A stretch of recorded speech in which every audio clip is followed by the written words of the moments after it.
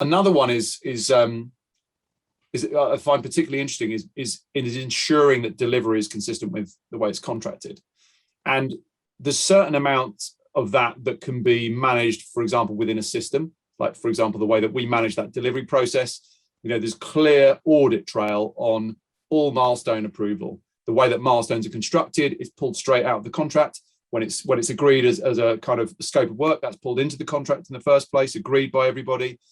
And any changes, any variations to the contract, whether it's a new milestone, an amended date, an amended price, amended deliverable, whatever it might be, is all tracked, it's all agreed, and it's all fully auditable.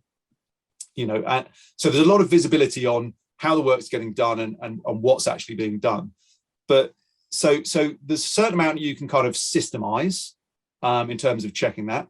There's a certain amount that is going to depend on the contract and how that's structured. But it still requires a commitment from the service provider and the customer to start out with the right intentions and make sure that on the ground it's being delivered in the right way. Do you see any other kind of checks and balances that can be used to help ensure that there's a consistency? Well, I think due diligence on the supply chain is really, really important. Know who's in your supply chain. Make sure that this applies specifically to umbrella companies, that they are based in the UK, that they are, making proper tax payments to HMRC. Make sure that they are viable, that they're a viable financial organization. So I think due diligence has become more important than ever, because everybody in the supply chain is reliant upon each other, and the obligations are being flowed right down to the bottom. So I think that's absolutely crucial.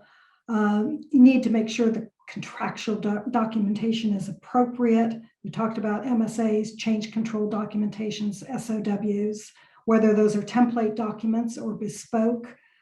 And the more robust the SOW, the more likely it's going to be a genuine outsourced agreement as opposed to the provision of labor. So I think the devil's in the detail when you're talking about SOW, because if there's any ambiguity, that is going to be, a risk area. So the more detail, the less likelihood there's going to be, an issue.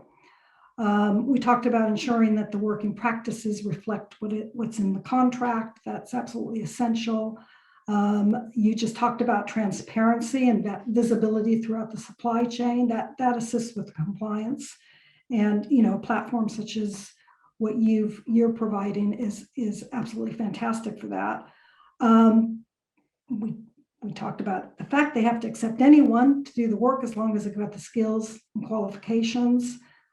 They shouldn't be meddling at all in these service providers' selection of subcontractors. Obviously, they've got a right, if they're not happy with a particular subcontractor, has to have them removed, but they shouldn't be involved in selecting those individuals. And finally, clients shouldn't be involved in IR35 assessments if they're genuinely delivering an SOW or operating under the SOW model, as that will definitely muddy the water.